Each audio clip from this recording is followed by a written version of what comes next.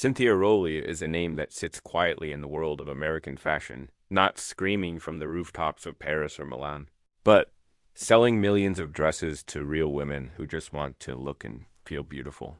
She's not a household name like Ralph Lauren or Vera Wang, but she has built a quiet empire that has lasted over 3 decades, a feat nearly impossible in an industry that eats young designers for breakfast and spits them out by lunch. Her story is not one of birth or Ivy League connections. It is the story of a girl from the Midwest who sewed her own wedding dress, who started her company with a single table at a trade show, and who built a multi-million-dollar brand by understanding one simple truth. Fashion should be fun. Cynthia Rowley was born in 1958 in Barrington, Illinois, a small, comfortable town outside Chicago. Her father was an architect and her mother was a teacher. There was no fashion industry in Barrington. There were no fancy boutiques or famous designers. But there was Cynthia's grandmother who taught her how to sew on an old black Singer sewing machine. Cynthia was hooked from the first stitch.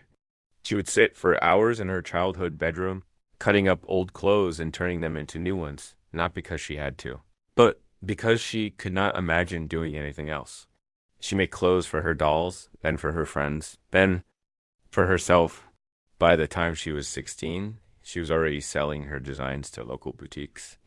She did not know that she was starting a business. She just knew that when she made something with her hands, the world felt right. She studied at the Art Institute of Chicago, and then at the School of the Art Institute of Chicago, where she graduated in 1981 with a degree in fashion design. Her classmates were talented, but most of them were heading to New York with dreams of working for the big houses. Cynthia had those same dreams, but she had no money and no connections. She moved to New York anyway, sleeping on a friend's floor, eating ramen noodles, taking any job she could find. She worked as a waitress, a secretary, a sample sewer. She designed clothes at night on a tiny table in a tiny apartment, cutting fabric on the floor because she could not afford a proper table. It was lonely. It was exhausting. But she never stopped sewing dot in 1985. Cynthia Rowley decided to take a risk that would define her entire career. She scraped together 3,000 and rented a small latest she had no collection. Nozzle steam, no business plan. She just thought about six noses. Each piece sewn with her own hands dot. She stood at that booth for 3 days, talking to anyone who would listen dot by the end of the show. She had written orders 3,000 Adrian Tedis small latest She had no collection. She had no collection.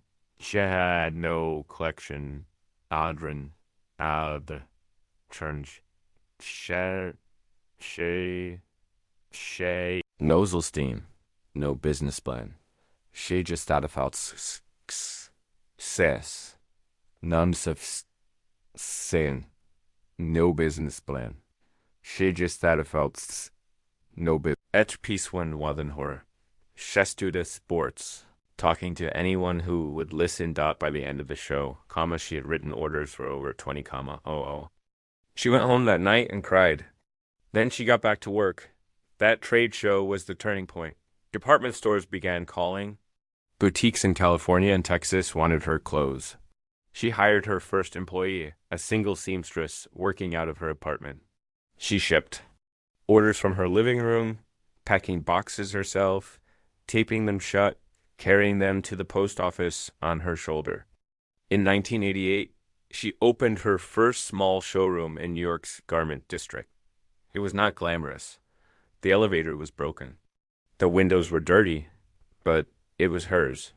And for the first time, Cynthia Rowley was a real business owner. What made Cynthia Rowley different from other young designers was her refusal to take herself too seriously. In the 1980s and 1990s, fashion was a solemn affair, all black clothes, stern faces, and a sense that beauty required suffering.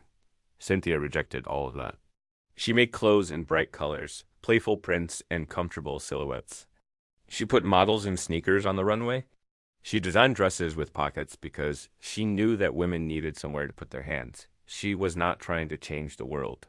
She was trying to make women smile. And that simple philosophy turned out to be revolutionary in 1993. She won the Perry Ellis Award for New Fashion Talent from the Council of Fashion Designers of America, CFDA. It was the industry's way of saying that the girl from Barrington, Illinois, had officially arrived. But Cynthia did not rest on the award. She kept working, kept designing, kept finding new ways to reach customers. In 1999, she launched her first handbag line. Then came shoes, then jewelry, then sunglasses, then home goods. She did not build one brand. She built a constellation of brands, each one orbiting the same sun. The idea that fashion should be accessible, joyful, and a little bit unexpected. The biggest gamble came in 2003 when Cynthia Rowley partnered with the Home Shopping Network. QVC, traditional fashion designers looked down on QVC as cheap and uncool. They thought that selling on television was beneath them. Cynthia saw it differently. She saw millions of women sitting in their living rooms, looking for something beautiful that they could actually afford.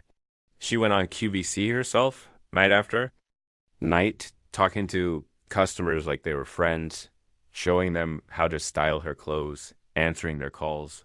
It was exhausting. It was also brilliant. Within a few years, her QVC sales were generating tens of millions of dollars annually. She had bypassed the snobs of the fashion world and gone directly to the people who actually bought her. Closed in 2006, she expanded again, launching a partnership with Target to create a limited edition collection for the mass retailer. The collection sold out in hours. Customers lined up outside Target stores at dawn. Resellers listed the pieces on eBay for triple the price. The fashion establishment was forced to admit that Cynthia Rowley had done something they could not do. She had made good design available to everyone, not just the wealthy. She did not apologize for selling affordable clothes. She celebrated it. Fashion is not art, she said.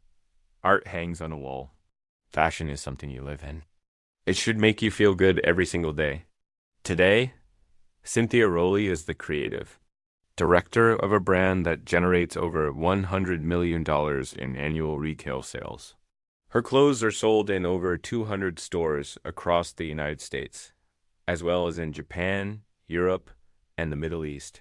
She has written 2 books. She has designed uniforms for airlines and hotels. She has created collections for babies, for pets, for the home. And she has done all of this while remaining fiercely independent. She never sold her company to a conglomerate. She never handed creative control to a corporate board. The woman who once sewed clothes on the floor of her tiny New York apartment still has the final say on every single design. But the most remarkable thing about Cynthia Rowley's success is not the money or the longevity. It is the joy. Walk into a Cynthia Rowley store and you will see bright colors, playful patterns, and clothes that seem to invite you to touch them. There are no velvet ropes, no security guards, no attitude. The salespeople smile. The music is upbeat. The clothes have pockets. Cynthia built a fashion brand for women who are too busy to care about fashion women who work, who raise children, who run errands, who want to look nice without spending an hour in front of the mirror. She understood something that the great designers of Europe never understood. Most women do not want to be art. They want to be comfortable. They want to be themselves. And if they can do that in a dress with a fish print and a matching handbag, even better. Cynthia Rowley is now in her 60s, and she shows no signs of slowing down. She still sketches every design herself. She still shows up at her studio every morning. She still answers emails from customers who have questions about sizing or fabric. Her 2 daughters, Kit and Gigi, have grown up in the business, and they now work alongside her, ensuring that the brand will continue into the next generation. She does not talk about retiring. She talks about new collections, new partnerships, new ways to reach women who have never felt seen by the fashion industry. Her story is not a story of overnight success. It is a story of 35 years of steady, relentless, joyful work. She was never the most famous designer in New York. She never had the biggest show at Fashion Week. She never dressed the first lady for the Oscars. But she built something that most designers only dream of, a sustainable, profitable, independent brand that has survived recessions, pandemics, and the complete collapse of the retail industry. She did it by staying true to herself, by refusing to chase trends, and by never forgetting that the woman who buys her dress is not a demographic. She is a human being who wants to feel beautiful. Cynthia Rowley started with a sewing machine, a tiny apartment, and a dream that seemed impossible. 3 decades later, she has dressed millions of women, not because she followed the rules of fashion, but because she broke them. She made fashion fun. She made it affordable. She made it kind. And in doing so, she proved that you do not need Paris or Milan to build an empire. You just need a good idea, a lot of hard work, and the courage to put pockets in everything